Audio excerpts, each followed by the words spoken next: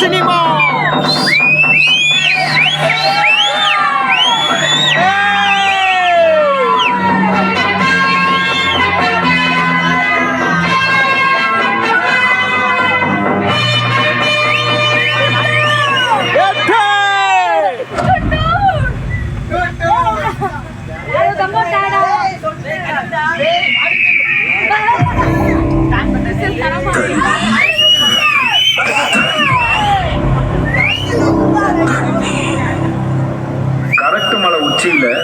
அதுவும் வெட்ட வெளியில ஒத்த மரத்துல ஒரு போலீஸ் ஆபீசரை தலையில தொங்க விட்டு தண்ணி காட்டுறாங்கன்னா யாரு இவங்க?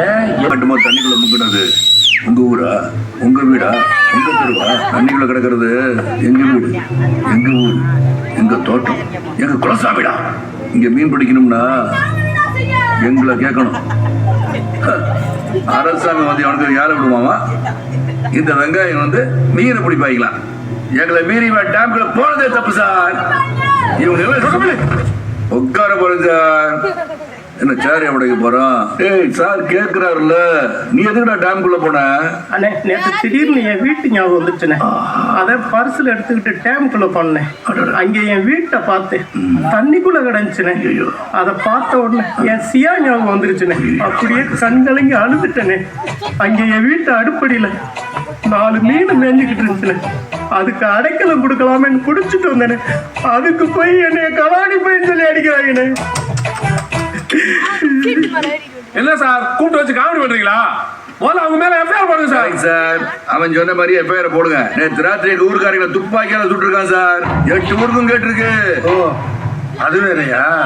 ஏய் கொண்டாங்கடா அந்த துப்பாக்கிய. இதான் சார் இவங்க சுட்ட துப்பாக்கி. துப்பாக்கியால சுடுறதுக்கு எங்க ஊருக்காரங்க மிருகமா? நமக்கு வேலை வந்துச்சு. நாங்களே துப்பாக்கியால சொல்லணும்னா கலெக்டர் தண்ணி சொன்னாங்க. இப்படி எஃப்ஐஆரை கேட்டு வாங்கிட்டே ராசா. ஒரு தவறு செய்தால்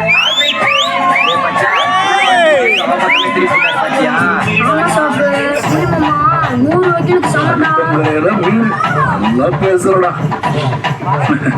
ரொக்க புலி காசு கொடுத்து ஏலம் எடுத்தவனை கைது பண்ணி கெட்டவனை